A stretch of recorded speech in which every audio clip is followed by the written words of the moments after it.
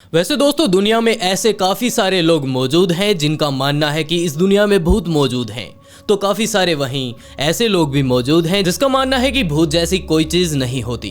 वैसे दोस्तों आज मैं आपको बताऊंगा एक ऐसी ही आत्मा की असली कहानी जिसने आकर पुलिस की मदद की और एक केस सोल्व करवाया।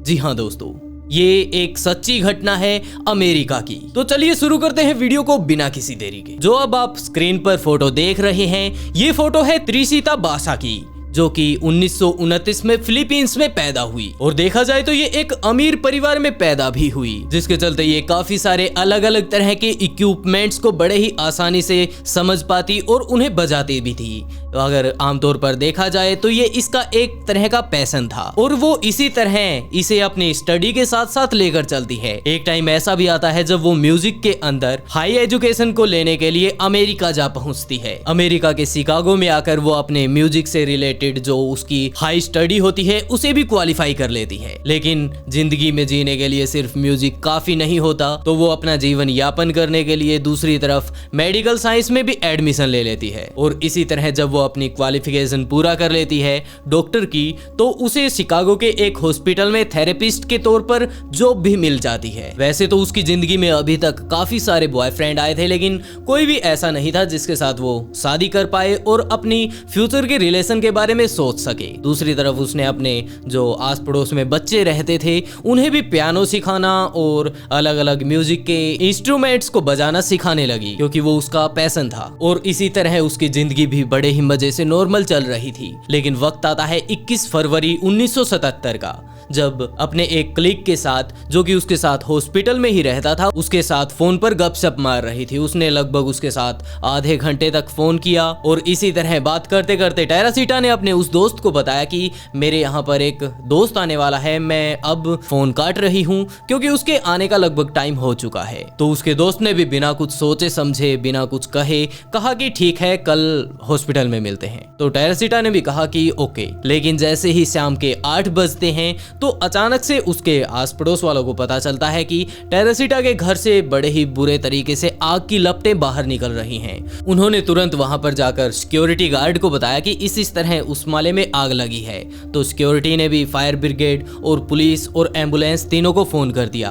कुछ ही देर बाद पुलिस वहां पर आ जाती है और तब तक फायर ब्रिगेड वाले उसके जो घर था उसका पूरी तरह से पानी बरसाना शुरू कर देते हैं और उसके अंदर जाने की कोशिश करते हैं कि शायद वहां पर कोई बचा हुआ होगा तो उसे हम लोग आसानी से बाहर निकाल सकें। वो लोग जैसे ही अंदर जाकर घुसते हैं तो वो देखते हैं कि उसका घर बड़े ही बुरे तरीके से जला हुआ है और उसके घर के अंदर किसी ने बड़े ही बुरे तरीके से लूटपाट करने की कोशिश की है। और वहीं नीचे एक ऐसा कारपेट भी पड़ा था जो कि बंडल की तरह गोल करके वहां पर गिराया गया था और उससे अभी भी धुआं निकल रहा था। जैसे ही उन लोगों ने उस कारपेट को दूर से देखा तो उन्हें इस बात का शक हो रहा था कि जरूर इसके अंदर किसी न किसी चीज को लपेट कर रखा गया है। वो लोग वहां पर जाते हैं और उस कारपेट को खोलने की कोशिश करते हैं, जिसके अंदर वही लड़की टेरासीटा मौजूद थी। वो कुछ ऐसी हालत में वहां पर पड़ी हुई थी कि उसके शरीर पर किसी तरह का कोई कपड़ा मौजूद नहीं था और दूसरी तरफ उसकी छाती में भी एक चाकू घुसा रखा था। नॉर्मली तो देखने पर यही लगता है कि शायद इसका रेप करके इसे मार दिया गया हो और बाद में आग लगने के कारण इसकी बॉडी भी जल गई हो। पुलिस को भी यही लग रहा था कि शायद इसका रेप किया गया, बाद में इसे मार दिया गया और मारने के बाद इसे कारपेट में लपेटकर यहाँ पर आग लगा दी गई, ताकि यहाँ पर किसी भी तरह का कोई ऐसा एविडेंस ना बचे जिससे पुलिस उस रेप करने वाले को पकड़ सके।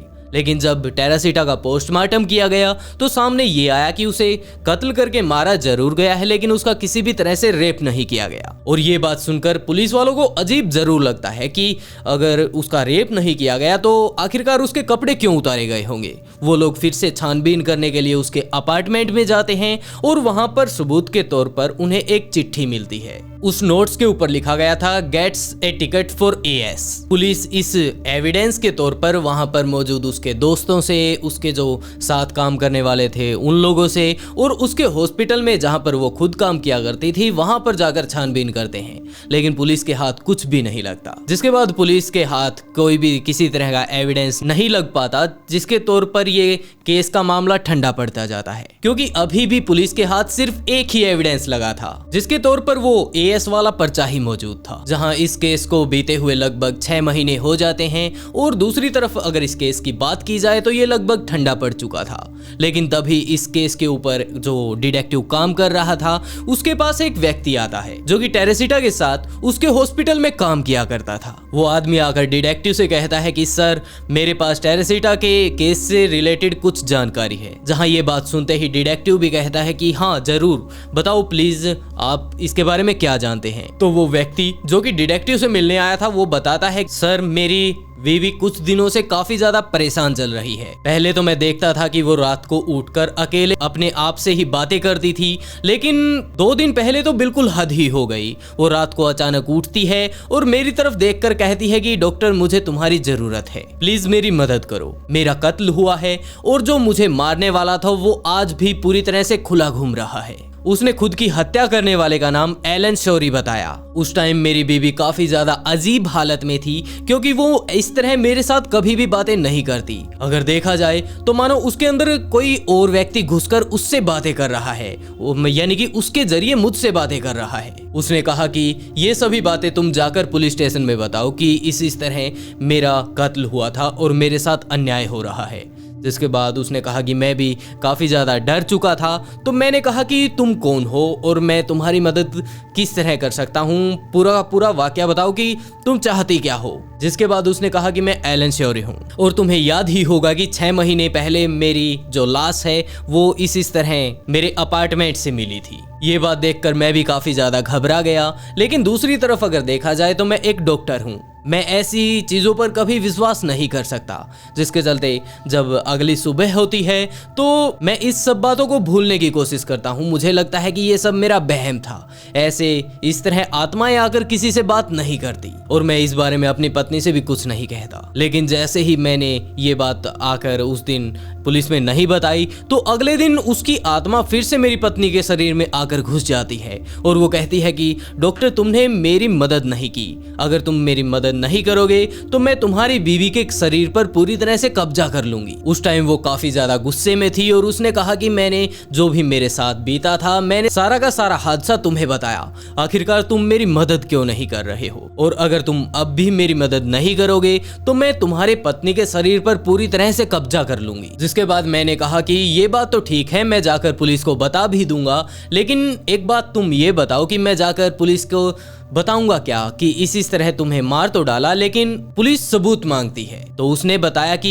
जब एलन शौरी ने मुझे मारा था तो वो मेरे अलमारी में मौजूद मेरे सारे के सारे गहने चुरा कर ले गया और उसने वो सभी गहने अपनी गर्लफ्रेंड को दे दिए। और इतना बताने के बाद उसने अपने कुछ फैमिली मेंबर्स और फ्रेंड्स के बारे में भी बताया कि वो लोग इन गहनों को बड़े ही आसानी से पहचान सकते हैं, तुम उनकी मदद से इन सब गहनों की पहचान करवा सकते हो। और जब पुलिस इस बात पर इन्वेस्टिगेशन शुरू करती है तो वो उस पर्चे को भी देखती है जहां पर वो एएस नाम इसके नाम से बिल्कुल फिट हो रहा था। एलन शौरी भी दरअसल उसी हॉस्पिटल में काम किया करता था जहां पर टेरेसिटा लगी हुई थी। ये दोनों आपस में काफी अच्छे दोस्त थे, जहां अगर टेरेसिटा के घर में किसी भी तरह की कोई इलेक्ट्रिक प्रॉब्लम हुई या फिर कोई नॉर्मल प्रॉब्लम हुई तो वो आकर इसकी सभी की सभी प्रॉब्लम ठीक किया करता था। उस दिन भी टेरेसिटा का टीवी खराब हो गया था, जिसे ठीक करने के लिए उसका वो दोस्त वहां पर आया था। और जब वो उस बिल्डिंग के जाकर रजिस्टर में चेक करते हैं तो वो लोग पाते हैं कि वो व्यक्ति उस दिन उसके अपार्टमेंट में उससे मिलने के लिए आया था। ये बात भी कंफर्म हो चुकी थी।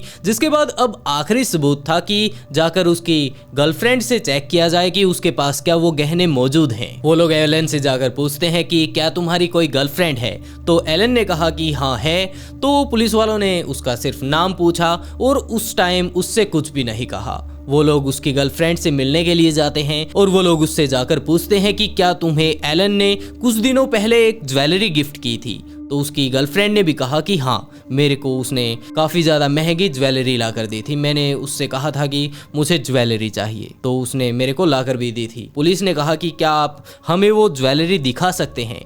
तो जैसे ही उसने वो ज्वेलरी दिखाई तो वो लोग उसकी ज्वेलरी उससे एक बार ले लेते हैं और वो कहते हैं कि हमें ये सब एक केस के मामले में चाहिए, हमें लगता है कि ये ज्वेलरी किसी और की है। तो उसकी गर्लफ्रेंड ने भी कहा कि सर मुझे कोई प्रॉब्लम नहीं, आप ले जा सकते हैं, लेकिन प्लीज़ इन्वेस्टिगेशन पूरी होने के बाद मेरी ज्वेलरी मुझे वापस ज़रूर दे दीजिएगा। तो पुलिस वालों ने कहा कि कोई दिक्कत नहीं। और जब वो लोग उसकी ज्वेलरी को लेकर पुलिस स्टेशन जाते हैं और टेरेसिटा के जानने पहचानने जानने वाले उसके परिवार वाले मेंबर्स को बुलाते हैं तो वो लोग देखते ही पहचान जाते हैं कि हाँ, ये ज्वेलरी तो हमारी लड़की की है। वो लोग एलन सोरी को गिरफ्तार कर लेते हैं और कोर्ट में पहुंचा देते हैं। वहां पर जाने के बाद एलन सोरी का जो वकील है वो कहता है कि हाँ, इसने वहां से गहने जरूर चुराए थे लेकिन उसका किसी भी तरह से कत्ल नहीं किया, और इस बात का सबूत पुलिस वालों के पास भी नहीं था कि इसी ने उसका कत्ल किया है। एलन के वकील का कहना था कि जब ये उसके गहने चुरा कर बाहर आया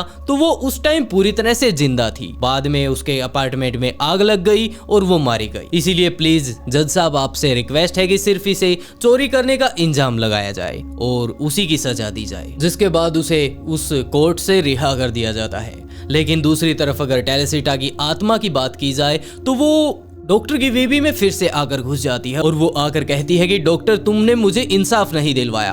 तो डॉक्टर कहता है कि यार अब तुम ही बताओ, कोर्ट तो सबूत मांगता है, मैं सबूत कहां से लेकर आऊं। तो टेरेसिटा की आत्मा कहती है कि मुझे नहीं लगता डॉक्टर तुमसे कुछ हो पाएगा, लगता है मुझे ही कुछ करना पड़ेगा। जिसके बाद उसकी आत्मा उसकी वाइफ से निकलकर उन सभी लोगों को परेशान करने लगती है जो कि उस केस से जुड़े हुए थे। और टेरेसिटा की आत्मा जब पुलिस वालों को भी जाकर तंग करने लगती है तो पुलिस वाले कहते हैं कि इतने सारे सबूत हैं यार, किसी न किसी तरह तो हम लोग उसे फंसा ही सकते हैं, हमें फिर से उसे कोर्ट में पेश करना होगा। वो लोग उसे कोर्ट में लेकर जाते हैं लेकिन वो वहां से फिर से बच निकलने में कामयाब रहता है।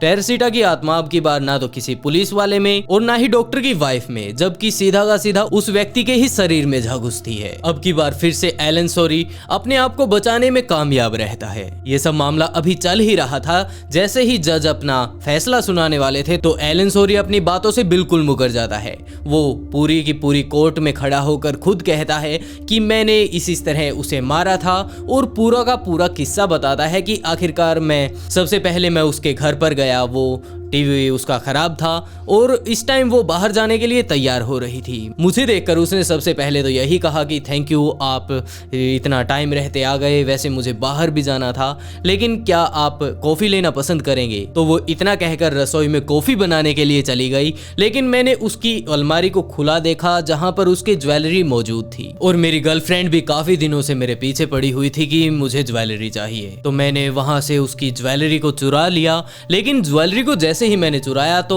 टेरेसिटा को इस बात का पता चल गया और इस बात को जानकर मुझे भी काफी बुरा लगा कि यार मेरे दोस्त को इस बात का पता चल गया है और ये अब जाकर हॉस्पिटल में, अपनी सोसाइटी में, हर जगह इस बात को फैला देगी कि इस तरह मैंने चोरी करने की कोशिश की और इस बात को दबाने के लिए मजबूरन मुझे उसे मारना पड़ा। उसका वकील इस वक्त उसे रोकने की कोशिश कर रहा था कि ये सब तुम क्या बोले जा रहे हो। जिसके बाद वो वहां पर बैठे जज को भी बोलता है कि सर, इसकी थोड़ी तबीयत खराब है, प्लीज इसका जिस भी तरह का ये कुछ बोल रहा है इसे ज्यादा सीरियस मत लीजिएगा। लेकिन वही बात अगर उस किलर की जाए तो वो इस टाइम खुद नहीं बोल रहा था, जहां उसके अंदर टेरेसिटा की आत्मा घुसी हुई थी और वहां पर मौजूद पुलिस वालों को और उस डॉक्टर को तो इस बात का पता पहले ही चल चुका था कि ये अब इतना क्यों बड़बड़ा रहा है। जहां बाद में उसने उसका गला घोट कर मारने की कोशिश की, लेकिन वहीं पास में रखा एक चाकू उसके हाथ लग जाता है, जिसके बाद वो उसे उठाता है और उसकी छाती में घोंप देता है। वो इस बात को छुपाना चाहता था कि इसकी हत्या किसी न किसी तरह की चोरी के लिए की गई है, जबकि वो ये दिखाना चाहता था कि रेपिस्ट सबसे पहले आता है